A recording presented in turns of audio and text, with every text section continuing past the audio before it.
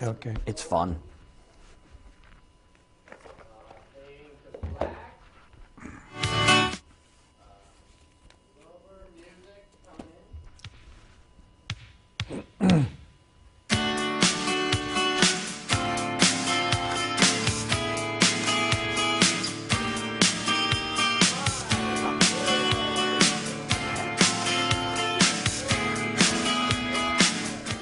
Hello and welcome to Visual Radio. It is October 11th, 2010 I think it is. 2010. The day after 10-10-10, Harry.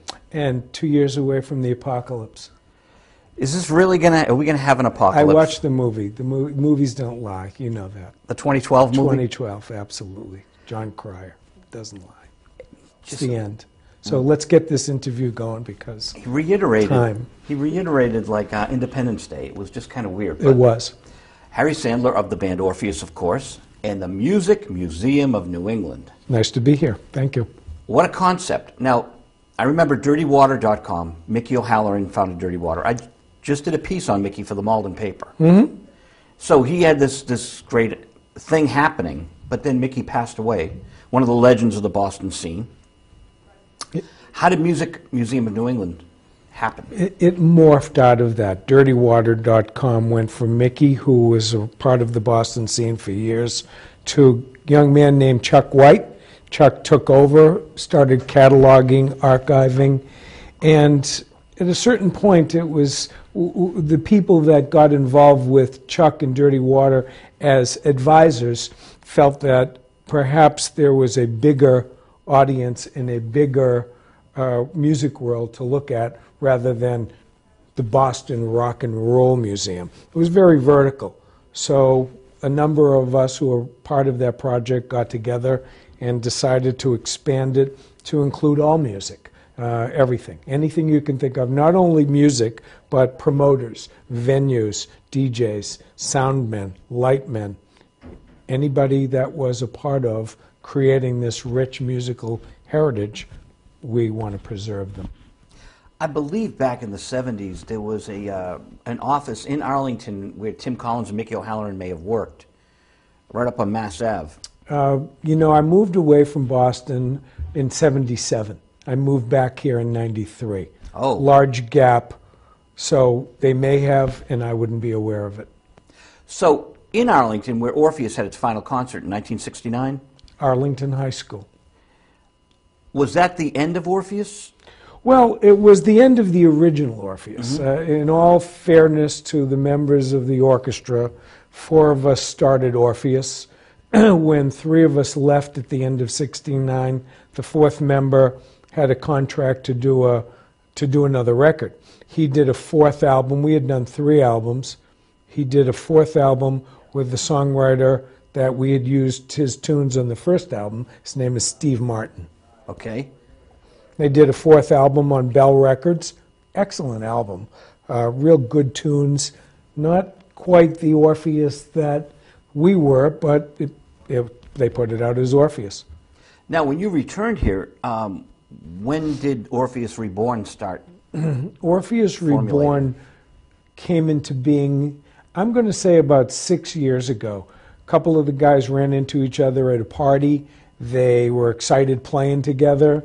They decided they wanted to do some playing. They asked Eric, the bass player, and myself to do the Scituate Heritage Festival.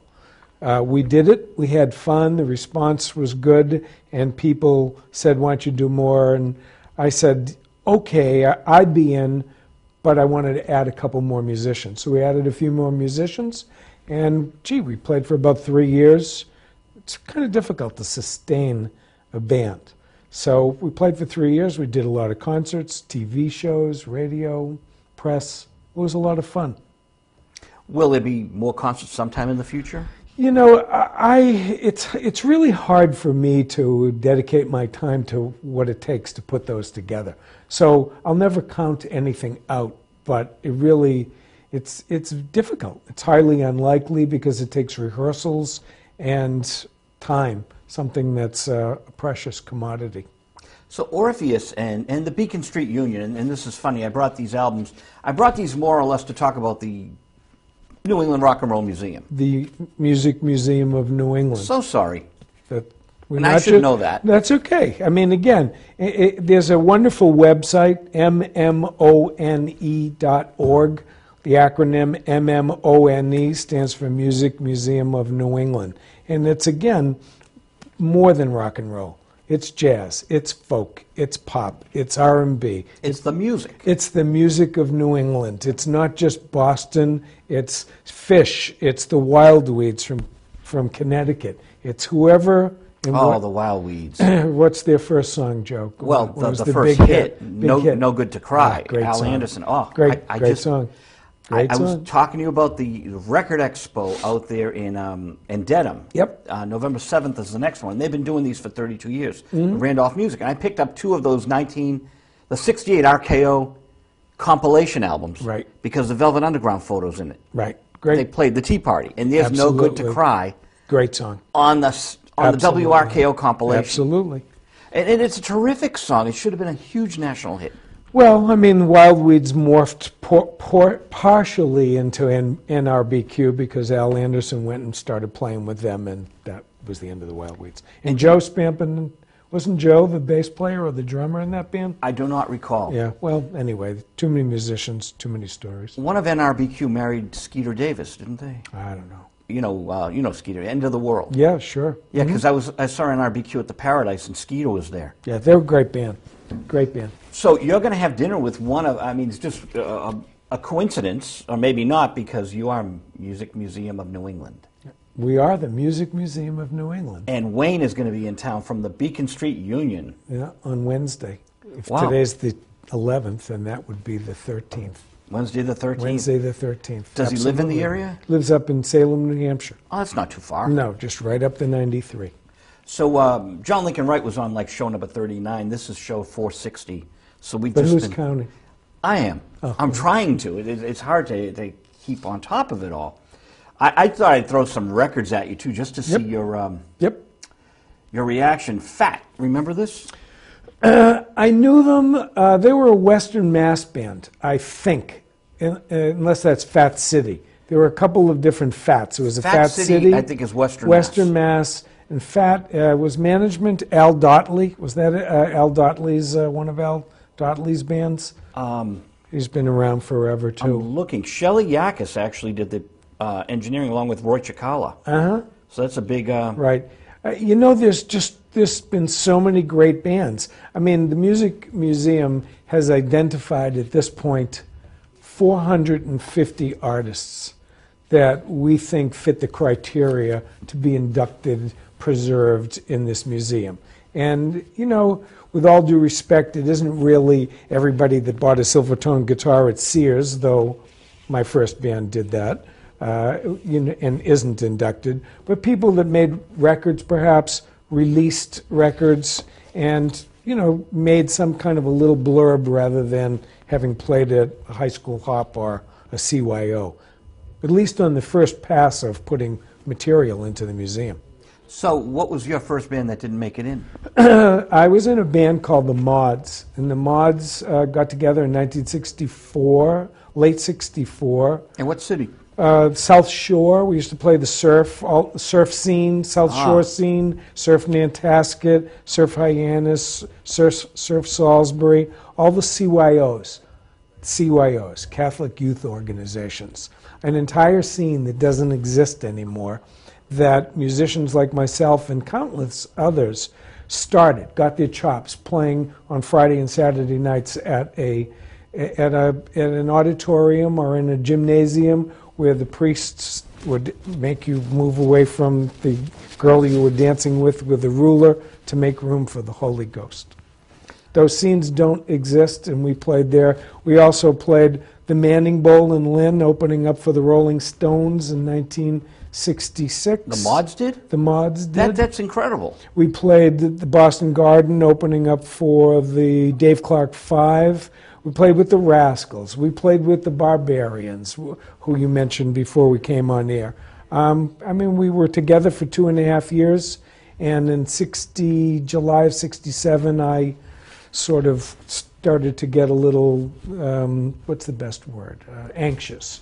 I wanted change. I just kind of morphed and not morphed. I fell into Orpheus, and very quickly it went from zero to hero, and we had a hit record. Maybe 7 months, 8 months after we got together, we had recorded the album, released the album, and were tracking very successfully for quite some time. And it's still played all the time. Now, Orpheus were part of, dare I even say it, the Bosstown sound. Absolutely. As were the Beacon Street Union. And the Ultimate Spinach and a number of other bands. So, Orpheus really became the only band that actually had a major hit. Out of from that particular, scene. Yes, right. There was a first tier of bands, then a second tier of bands. And I know you as a writer have written extensively on many of those bands. I mean, the first tier was MGM's Boston sound, and that was the Ultimate Spinach, the Beacon Street Union, and Orpheus. We were the third one to come on board. We ultimately got the most airplay and continue to get airplay. But there was the second tier, Earth Opera, Fluff, Eden's Children, The Orphans. I mean, it goes on and on and on. And these are the bands that we're doing our best to, along with everybody else, up to and including New Kids on the Block, et cetera, et cetera. We're trying to put in the museum. And the Orphans, of course, worked with Jonathan Edwards. Absolutely. And he had the Sugar hit with Creek. And, yeah. Yep, right, absolutely. And so these, and Earth Opera worked with Andy Pratt. That was John Nagy. John Nagy, thank you. Right. Earth Opera was, and it's funny, I was just listening yesterday to a CD of Olden in the Way. Olden in the Way is this great bluegrass group, and it's made up of a banjo picker by the name of Jerry Garcia, and a guitar player, Peter Rowan, and a mandolinist, David Grissman. And David and Peter were in Earth Opera. They were part of that first. And was David in the Rowan Brothers later on? No, not that I'm aware of. Okay, that so was, Peter was, though. Peter did an album, the three of them, and then the two younger brothers did an album, Lauren and... Oh, so Peter wasn't in the Rowan Brothers on Columbia. They actually put out an album that was just the younger brothers, the duet, and then they did another album that was... another one that I know of, that was the three of them. And they were all wicked good harmonies. Yeah, and it's an extraordinary thing. Barbara Keith, who wrote a song that Barbara Streisand covered and Delaney and Bonnie had hit Free the People. Mm-hmm. Barbara Keith is out in Western Mass with the Stone Coyotes, but she played in a band with still the one, John from Orleans, John Hall. Yeah, John Hall. Mm-hmm. Oh, Kangaroo? Kangaroo, I think. There are so many, John. There are. There are so many. And Adrian Medeiros had a band called Tangerine Zoo. Yep. Where did Tangerine Zoo, did they fall into the Bosstown sound? You know, like I said, there was this first wave that got MGM sunk millions. Well, I shouldn't say millions. At the time, it was about $500,000, which by today's standards would be considered millions. Oh, yes. So they spent $500,000 promoting the Bosstown sound, which was in some ways supposed to be an answer to other sounds. I think that it would have fared better had it been for one letter, and had they actually said the Bosstown sounds, it may have had a little more viability, because there were a lot of bands with a lot of very unique sounds. To try to lump it all into something that was a sound, really it didn't fly, and it had a tremendous amount of backlash, and ultimately it crashed and burned. But there was that first wave, and then there was a second wave, and there were bands signed on Elektra and ABC, Paramount. There was the Ill Winds, and there was, as I said, Fluff on Verve. There was Listening. I mean, it just with went Walter on. Powers. With Walter Powers and Michael Chudin and Peter Malick, who went on to be in the first James Montgomery band. So it's like there's this tremendous cross-pollination of musicians that has gone on over many years, and some of them are very successful and wealthy today. And Willie Loco Alexander was in Bagatelle back in the day. I forget which wave he was in. Well, he was actually in The Lost before the Bagatelle. The Lost broke up. That was Willie, that was Lee Mason, Ted Myers, Kyle Garahan, and Walter Powers. And that band broke up, and Willie and Walter, was it Willie? Yeah, no, Willie and Walter got into Bagatelle. And they were a really great band. 3-4 black guys that just sang great. The harmonies were unbelievable. A little bit of a horn section. Great R&B band. And it was nice to see Loco in an R&B band. Oh, absolutely. Because he can do it all. Well, he's been quite the artist. He's to sustain being in the entertainment business as long as he has is a credit to his ability to create. He's very creative. I mean, and he's called the godfather of punk, but he has actually been in more different types of bands than anybody that I think I know. Yeah, he does these jazz things with one unit, but then he's back with the Boom Booms, and he's rocking out as hard as he rocked in the 70s. Absolutely. Don't know how he does it, but all power to him. It's just an amazing, amazing story. So as we're here in 2010, and let's backtrack a little. Music Museum of New England, when did that emerge as a viable entity? So we had ideas for the Dirty Water program, but it just didn't seem like we could get it beyond a certain point. And then Chuck White decided to move. He picked up from where Mickey O'Halloran had it. Mickey got sick and ultimately passed away from cancer, and Chuck just kind of took it as far as he could go, and he moved to Florida. Oh. And I don't think anybody's heard from him or seen him since then. We thought that there was a greater need, and so a number of us got together and formed a fully federally recognized 501c3 not-for-profit. And it's got Steve Nelson, who was the original manager of the Tea Party back in 1968, pre-Don Law. It's got a number of people that have been behind the scenes.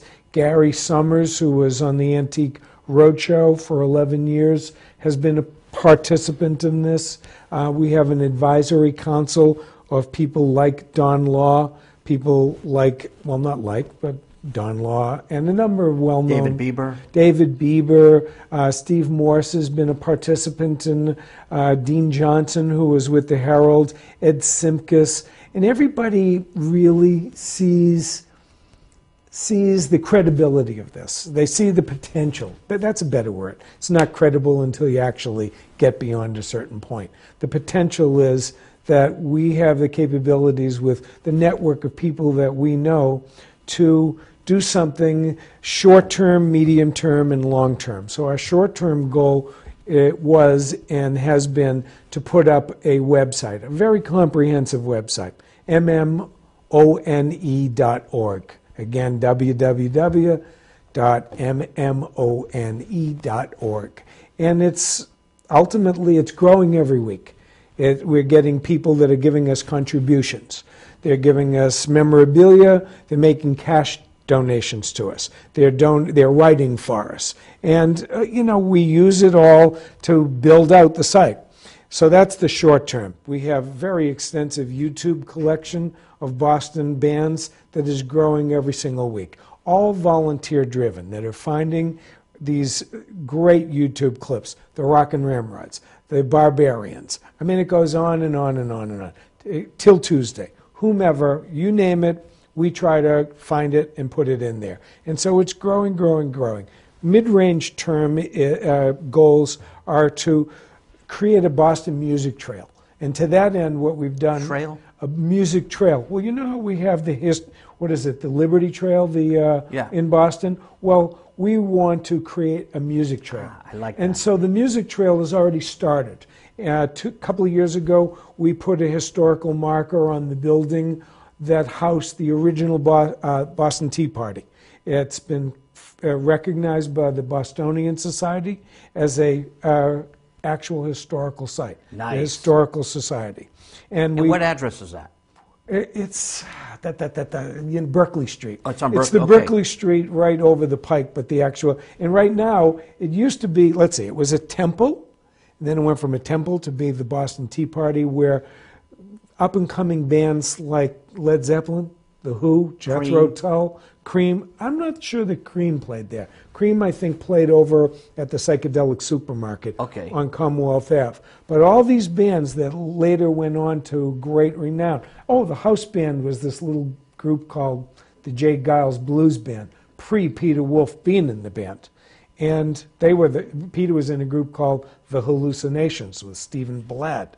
Didn't Barry Tashin produce the tapes of the Hallucinations? He may have had something to do with that. I mean, again, I keep on coming back to this wonderful cross-pollination where musicians are willing to work with each other, and that's, every city has that. But we've continued to grow it and grow it and grow it. So the first marker we put up was for the Tea Party.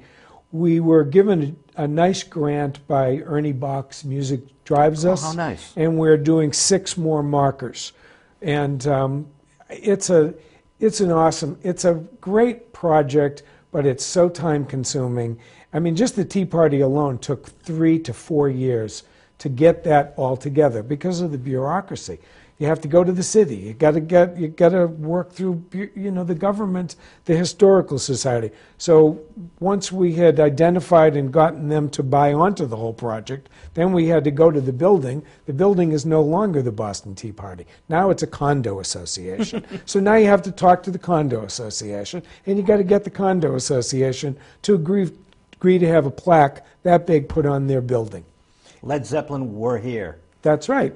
And so if you go, again, this is really interesting for you viewers that are interested, to go to mmone.org and put in the club Boston Tea Party. Go to the venue page, click on the link that says the Boston Tea Party, and you'll see a whole lot of video that we did there with people like Sibby Hashin and Barry Goudreau from Boston. The guys from the J. Giles Band were there. I mean, there were guys there from the Cars, because everybody went to the Boston Tea Party in the very beginning. That was one of the first big clubs in the Boston area. And the Velvet Underground. Velvet Underground were considered almost the house band there at one point. And if you look in the back of White Light, White Heat, you can see the TY of Tea Party. That's right. On the back photo. Right. So, we've identified we've identified 450 artists. We've identified venues that need to be written about and photos. So if any of you people at home have pictures of any of these clubs or any of these bands that you see that are on the website that we've not gotten to yet because it's a slow process, then we'd love your photos, we'd love your contributions, whether it's money or pictures or write-ups. It's your museum. It's not my museum. It's your museum. Now, as a guest of Visual Radio, we found your lost book. That's right. My so lost this is our gift to you. Thank you very much. Orpheus Lost. Right. But you found us and you had us come in here tonight and talk with you. Thank you. And vinyl. Going the way of the dinosaur, maybe making a comeback, who knows. But I thought I'd throw some fun stuff by you. Yep. Aerosmith, when they put out their comeback album on Geffen, which didn't come right back, I think Done with Mirrors. Darkness was a track that they had on the cassette but not on the vinyl. So they put out a special maxi disc, and then there's live tracks with Sam Copper and Sam Copper is on the advisory board of the Music Museum as well. Which is why I brought his name up. I was wondering. Yeah, Sam. Perfect guy to have. Well, when BCN actually went off the air as the premier underground radio station, Sam had Steve Nelson, my colleague with this project, on the air, and it was great talking about the old days. And Sam is working with us, and we're working with him. And they taped all these final BCN broadcasts. Yep. And Sam is now running the HD BCN. He is. He still believes in the format, and it's just difficult because big business has gotten involved with radio and TV, and it's not easy to have a shoestring budget and a bunch of dedicated jocks spinning the discs that they like, not the discs that they're told to like. And I think you can find BCN if you Google it. It's on the web, and it is on HD, a ZLX HD. No. It's the Sports Hub, 98.5 Sports Hub, the HD channel of 98.5. You'll find. Between us, we know all of this stuff. Dude Looks Like a Lady came out. There's 4 different versions: extended mix, remix. You know, I was never. I hate to say this, but in their day, I was never a huge Aerosmith fan. But I recently gained a tremendous amount of respect for them because I saw the Fenway show. And the Fenway show was just a great, well-executed, well-paced, great sound. Songs were really, really good. I mean, they've toured constantly for 40 years, so it's tight. And I have a tremendous amount of respect for the music they make. I can't believe that Tyler and Peter Wolf had a tiff. And maybe this stuff is just PR. But it keeps finding its way into the Herald and whatever. You know, I think that they're a very savvy organization, Aerosmith. When you've been around a long time, you learn how to keep your name out there. And the old show business adage, any press is better than no press, and make sure that you spell my name right. So, you know, they continue to stay out there all the time. You know, Joe Perry's allegedly fighting with Steve Tyler all the time. It reminds me of Keith and Mick, and I think they're laughing all the way to the next concert. Well, I mean, it wouldn't surprise me. I mean, that's a perfectly executed program. That's like big business. You have to have a focus, and you have to have execution, and you have to be able to bring things off, and they have done it for many, many years. I think American Idol for Steve Tyler is a great thing for Aerosmith, even though I'm not a fan of American Idol, and I feel, wow, Clive Davis looks at this as a way of finding talent, maybe. But for Steve Tyler, I think, wow, national TV all the time. Well, Steven is a very charismatic entertainer. Oh, absolutely. And so if they're going to goose a TV show that is flagging in the ratings, you've got to bring in something that's going to be worth tuning into, beside some kid from Cleveland who thinks that he can be the next American Idol. That in itself is great to see everybody expressing themselves, but Steven is going to add some color to that show. When Felix Cavalieri was on the show, he talked about getting the sea legs that the Rascals got from touring incessantly in the clubs, as Orpheus did. Clarification. I not to negate that thought process, but in Orpheus's case... The Mods. No, the Mods were a club band. That's what they did. But Orpheus was really kind of put together interestingly. The 2 main singers in that band were actually quite well-known folk singers called the Villagers. I didn't know that. They were Broadside's #1 folk duo for 2 years running, 65 and 66. So what's going on in 65 and 66 with folk music? Bob Dylan is deciding that Blowing in the Wind and a folk guitar is not really the way he wants to go anymore, and he decides to go electric. So Bruce Arnold and Jack McKennis, 2 very talented songwriters and guitarists. They were very popular on the folk scene.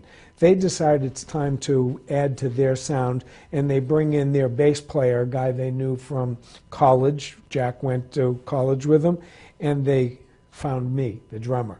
So that we always thought that we were something a little different than being a club band. So we played 1 or 2 clubs just to see what the response was. We got a recording deal 2 months. We had 9 recording offers. And on the 10th one, we took it. And that was the MGM deal with Alan Lorber. Good, bad, or indifferent, if we had taken the first one, I wouldn't be sitting here talking to you tonight. So we didn't play clubs. We got together. We recorded that album in November and December of '67. The album was released in February. The single was released mid-February. By March, it was tracking. By April, we were doing concerts all over the place. So we never did really one club. Was there a manager and a demo that got the deal? No, actually, we had slight disclaimer, we never played any club. We played 2 or 3. One of them was the Unicorn on Boylston Street. It was this funky little place downstairs. On the Jack's Drum Shop?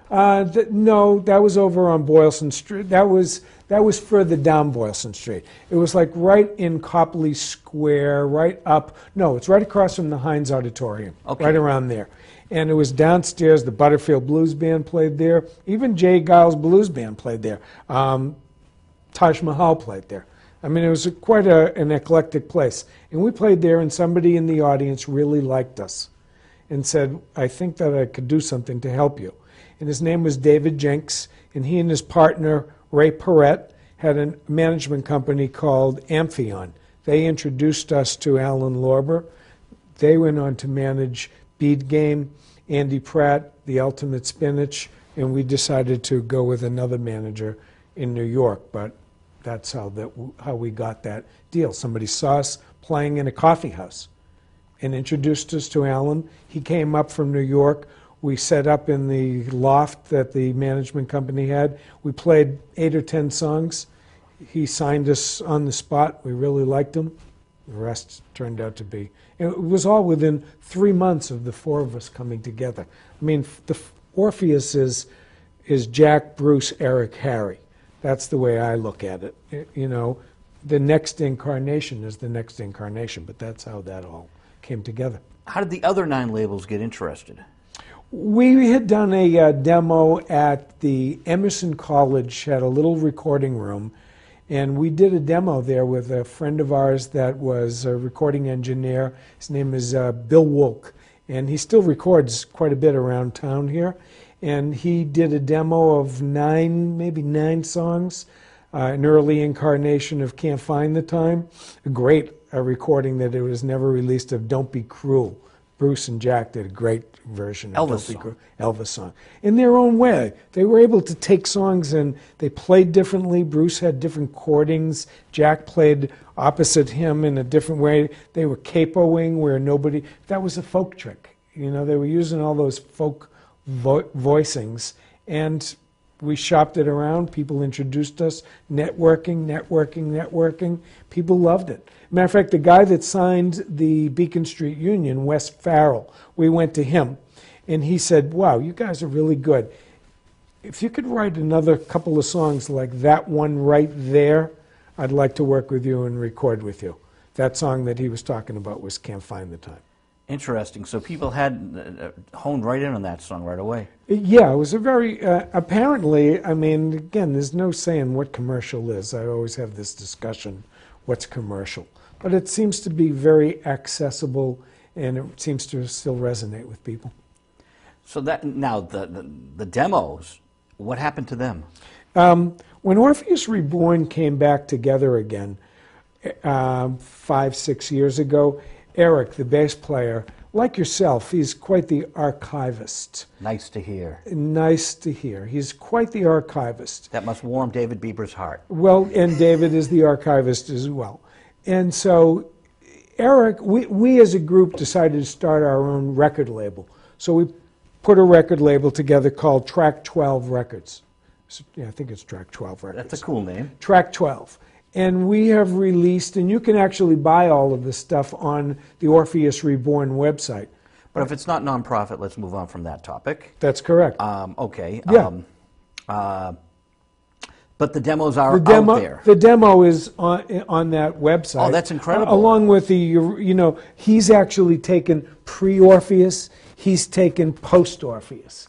So, I had quite a career after Orpheus as a singer-songwriter, not nearly as monetarily rewarding, but artistically very rewarding. I did a lot of recording. So there's a couple of my albums out there, too. Now, my friend Bernard Purdy Yep. came up to Mission Control when I was managing the studio for Michael Johnson. Mm-hmm. And he came up with Bruce Arnold. Yep. And Brad Delp. Yep, sure. Brad Delp, and they cut Can't Find the Time. Yep. And a couple of other tunes. It was a kind of like a quasi-Orpheus, I think. Well, Bruce has maintained, and it's kind of it's an interesting topic, that he hasn't moved on from Orpheus. Orpheus was something that happened in 1967, 68, 69. It was 4 guys that came together and they created a sound along with a 5th man, the producer, Alan Lorber. And so when the band broke up, I mean, the band broke up. But Bruce has been maintaining for quite a few years that he is Orpheus. And that's just, I mean, that's like saying that, I mean, it's just not the case. I mean, 4 people contributed to the sound, along with the 5th being the producer. And so some years later, you know, I've written a lot of songs since then. I've written a lot of songs since then. Steve Martin, who wrote Congress Alley on our first album, and 2 other songs on our first album, the Doorknob Song and Music Machine, he's written a lot of songs since 1967. And where's Steve these days? Steve lives in Hull, and he and Eric, and you should have them on your show, Steve and the Snake. They have a wonderful act. Steve Martin and Eric Gullickson, the bass player from Orpheus. And they play the coffee house circuit around town. They play, there's three or four, matter of fact, right this minute, they're playing at a coffee house in Roslindale Square at a church, just right now. Eric sent me a note and I said, can't do it. Going to be on TV with Joe. Roslindale Church, amazing. Church, right. But they started a coffee house down at the Weymouth Wildlife Center, and every Saturday night they have an open mic down there. There's one out in Hull, a place there. So they have a little circuit. So, you know, we've all created since then. We've done a tremendous body of work. And with all due respect, Bruce is still happily ensconced with Brad Delp and Bernard Purdy and whoever else he has, still re-recording. Can't find the time. I mean, I like the song, but there's got to be another tune in the guy. That's interesting. I had a good question too, and it's out there in the cosmos, so it'll come back. But the Music Museum exists, and it. What I was going to say to you is, like, I'm so happy you're here, because to me this public access is the new underground. It's been here for 30 years. Mm-hmm. My first show was 1979, mm-hmm. and I had some of the usual suspects on, Mr. Kurt from Pastiche. Yep. And Mission of Burma were on. Yep, and, sure. You know, Lou Miami and the Cosmetics. So we go back to 1979, but this is a vibrant underground. And the documentation of TV cameras and these important stories that might not be on Channel 5 for 55 minutes. Well, good chance they won't be on there, you know, and I guess that's part of the reason we started the museum, was to preserve all of these stories.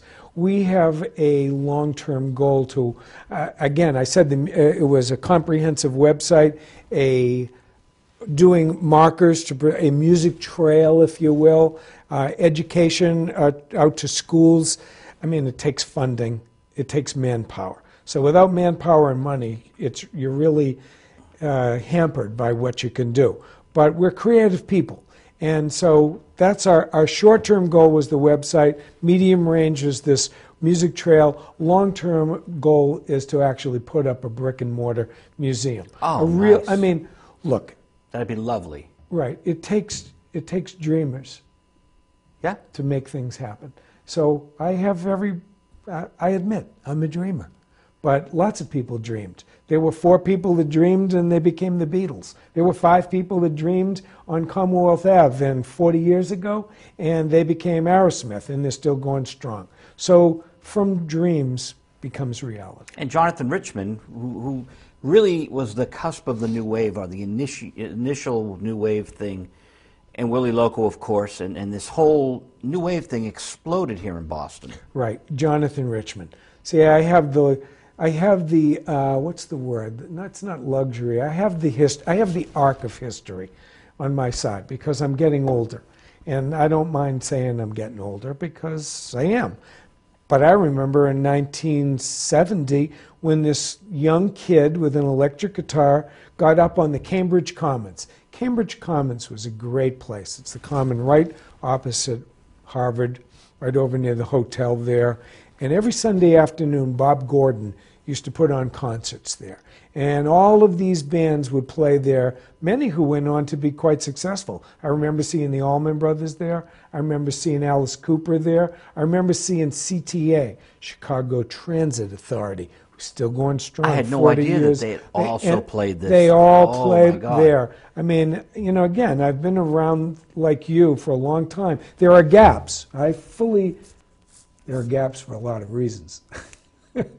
One of those is I moved away. But I remember like it was yesterday, Jonathan getting up there with an electric guitar and an amplifier and playing to 1,200 kids who were Sunday afternoon in the park, smoking pot, free, having a great time. It's sunny, and you could hear a pin drop.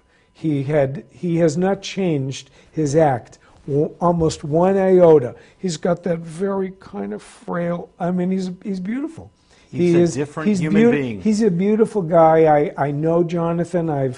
He stayed in my house when I lived in Florida. I've opened for him. We're friends, and he's quite an amazing man. And he's been on visual radio. And he's very creative. He continues to be creative. That's what's great. That first Modern Lovers album, to fans of the Velvet Underground, it was just, you know, and John Cale producing. Absolutely. He was an amazing pioneer. Well, he was. I mean, there's a lot of people that, I mean, the Cars created a sound, but they were like Milkwood playing at... Crosby, Stills, Orzechowski, and Ocht-Kasich. That's right. That's right. Before they became the Cars. Crosby, Stills, Ocht-Kasich, and Orzechowski is what I call them. And they just, you know, they with were Greg all Hawkes. Right. They were all doing interesting stuff. You know, there's always been a place around New England for you to do whatever kind of music you wanted, whether it was folk music or whether it was rap music or whether it was jazz. Jazz was big around here in the 30s and the 40s. Of course, you have the Jazz Workshop in Paul's Mall, Fred Taylor, a great club that no longer exists that was on Boylston Street. Aerosmith played there, Marty Mull played there, the Sunrise Orchestra played there. And who played in Sunrise Orchestra? This sax player, Pat Patrick. Who's his son? Deval Patrick, our governor. So there are all of these great stories. Really? Right, there are great stories. And well, you know Andy Pratt's band down at the Paul's Mall when Avenging Annie hit? Right. He had John Schofield on guitar. Mm-hmm. He had members of... it was a. Well, he had Rick Schlosser as a drummer. Rick went on to play on a lot of Van Morrison records. As a matter of fact, he did live Mystic. What was the one live at the Hollywood Bowl that came out just recently? Avalon Sunset. One of those.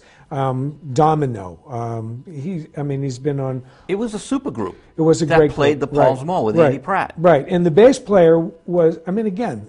It's like these stories. We could sit here forever. And we could do a family tree that would just go on The forever. bass player that played in that very first incarnation of Andy's touring band, he was in a band called Butter.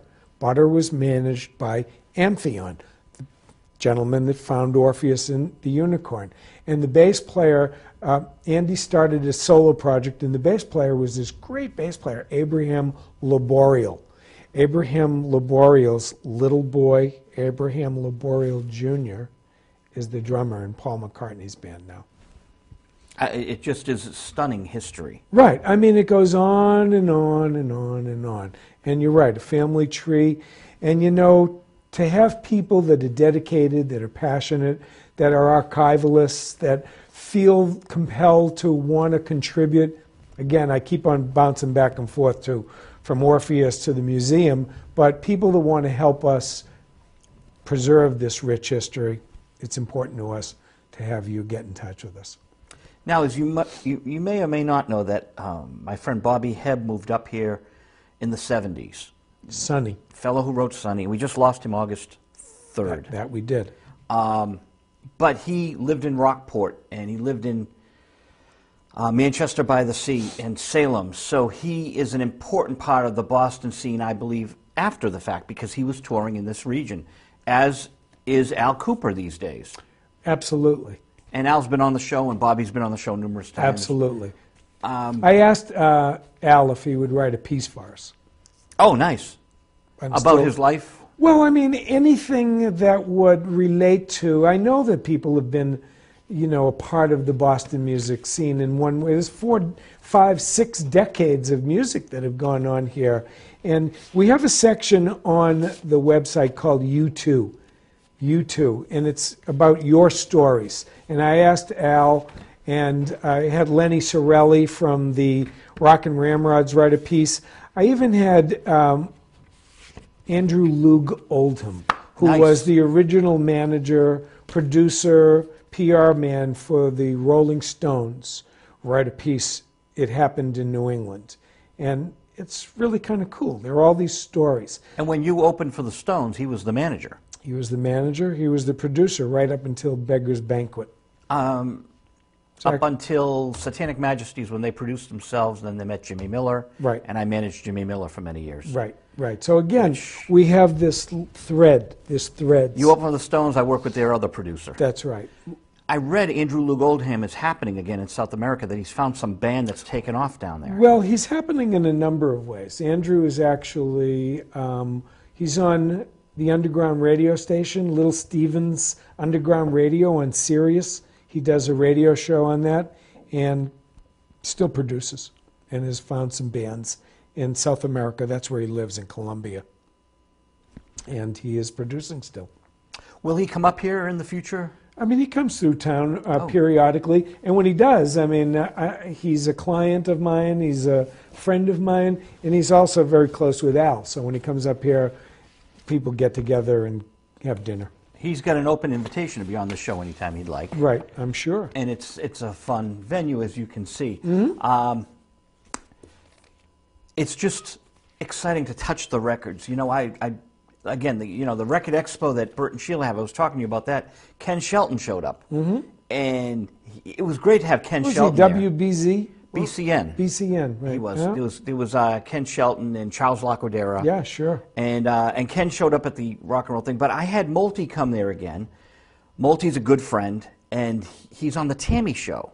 Yeah, that was, which was just re-released maybe in the last 2 or 3 months or year. Around March. Yep. And Shout Factory sent me my review copy. And I said, Yep. could you please get one to Victor Moulton? Yep. She did, and the next thing we knew, they asked, can Victor do some... Right. We just actually put up 2 pages on the Music Museum site. One for the Barbarians, and then Len Sorelli, who was the keyboardist for the Rock and Ramrods, great band back in 1960s, who did the Rolling Stones tour in 1965. They toured the country with them.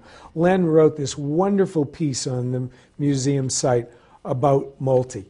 And if you go to the site, I'll have to go look at it It now. really, you know, and again, it's because he sees the need to preserve all of this stuff, and it's a great piece. I hope that if you show it to Malti, that he likes it. Oh, I'll zip it right over to him tonight. Yeah. Via email. Yeah. Shout Factory asked if Malti would do some promo, and he did USA Today and the Boston Globe, so it was great. As David Bieber said to me on the phone, he goes, this is an iconic moment. This is a very important DVD. Mm-hmm. And it was the very first rock concert that was filmed, I believe, according to the press releases. To have the Supremes and James Brown and Boston represented by the Barbarians, a Provincetown, but I consider Absolutely. him... Malti considers himself a Provincetown band. I consider him an important... They played at the Atlantic House, I think, didn't they, up there? That was like the only venue that you could really play at, right in the center of town. You came right into town, the Atlantic House, and it was a great stage right in the middle of town, and that place was swinging, and they were a nasty band before nasty bands were around. The long hair and the sandals. So you played with them. You know, before the Mods got into the surf Nantasket scene and became a house band, we found this little place out in Taunton. It was called the Cotillion Ballroom. And there was nothing. There were these 2 guys that wanted to put on high school hops at the time. Remember, CYOs, armories, there weren't a lot. There aren't a lot of places like that now, but back then every high school had a dance, every Catholic organization, and this was just a function room that was sitting empty, and they would have weddings there. And so they started off and they hired us and assigned us and managed us, the mods, and bought us all this equipment and gave us a truck. And it started off on Friday nights. There were like 75 people there. Big room, 75 people. And then by the time we left there a year later and became a surf band, every single Friday night there were 1,000 people there.